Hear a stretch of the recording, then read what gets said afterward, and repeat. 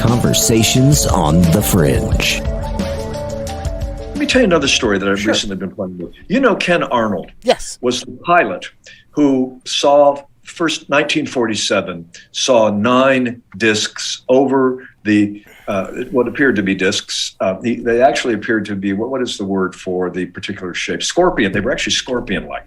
In any case, they were 9 objects that were, he didn't say they were shaped like saucers. He said they skipped like saucers over water. Mm-hmm.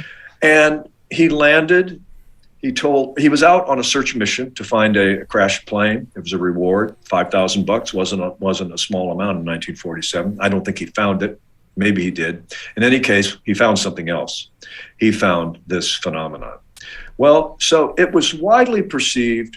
At first he thought these might be Russian, but there were aspects of this that he didn't talk about openly because he was already thought to be kind of a nut for simply seeing what were called flying saucers, extraterrestrial spaceships. He never said that, but that's what it became. This was a post-war jittery period and concerned about the Russians and so forth.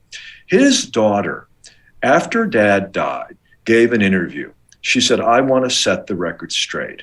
I want to say what my father described to us and what happened to us as a result of this phenomenon.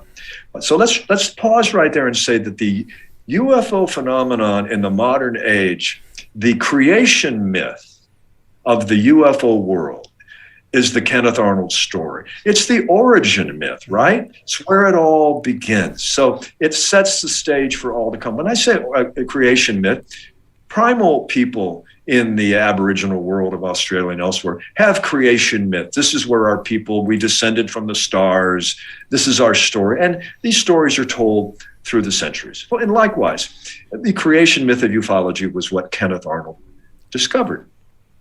Well, his daughter, Kim Arnold, came forward after he died and said, let me tell you what else my father experienced that day. He didn't tell the full story. He said he saw these objects. They were shimmering with blue and white light. One of them that passed close lit up his cockpit, quote, like a welder's arc. Now, isn't that an interesting 2 uses of I don't want to make too much of it. Let's just say very bright light. But the Pascagoula guys, like a welder's light, the Kenneth Arnold in his cockpit, and the nature of the light was so astonishing that it left him with a deep sense of something other dimensional. He said they were blue-white light. They were transparent in different densities. He said, I was convinced she said, my dad never said they were mechanical. He never thought there was anything mechanical about them. He thought they were living and they pulsated like the human heart. Okay, now right there, we have a frame of reference in the original story that never got told. So in the UFO creation myth we now know, there was a larger set of details. He didn't describe those details because you could imagine the assumptions that would have been made about him. Something else he didn't tell. She said, when Dad flew back that day to Boise, which is where they live, Boise, Idaho, and after talking all day long to the news media, the phone is ringing off the hook. Everyone wants to talk to Kenneth Arnold. In the parents' bedroom that night, Ken Arnold's bedroom with his wife, they experienced orbs of light in their home, red, blue balls of light, which are an increasingly common, a very frequent aspect, in Close Encounters of the Third Kind, that one scene when all the police cars are chasing the UFO along the road, and then the balls of light follow the craft or precede the craft. Orbs of light are actually a very common thing. So Kenneth Arnold in Mount Rainier, Washington, experiences 9 living beings, if you will, pulsating like light, which were represented as mechanical to the mechanical mindset of the time. He flies back to Boise, comes home, and their home is filled with light.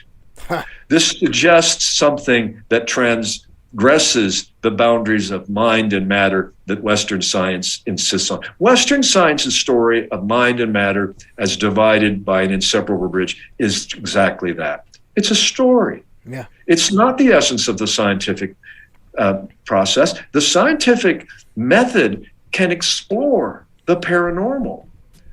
The paranormal is not pseudoscience. The paranormal can be explored in pseudoscientific ways, for sure. But by its nature, the paranormal is not out of bounds to study. Telepathy is not out of bounds to study. None of it is. So I take that view. I'm actually scientific, but in the broad sense of the scientific method. And so I say to the materialists who say things like, the scientific materialists, the physicalists who say, well, we know these things couldn't happen because, or no, it didn't happen because it can't happen. Oh, really? Why can't they happen?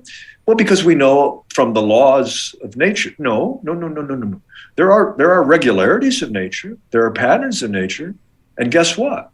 These are patterns you don't want to look at because they require us to maybe reverse, Josh, the very equation that instead of the material world being primary, and somehow we've got to explain how the material world developed self-awareness, maybe consciousness is the base.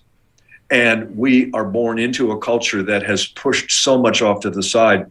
Maybe the physical world that we're in right now is, in fact, there are some schools of philosophy in neuroscience right now that suggest the physical world is actually a dense form of consciousness. Maybe it's all consciousness.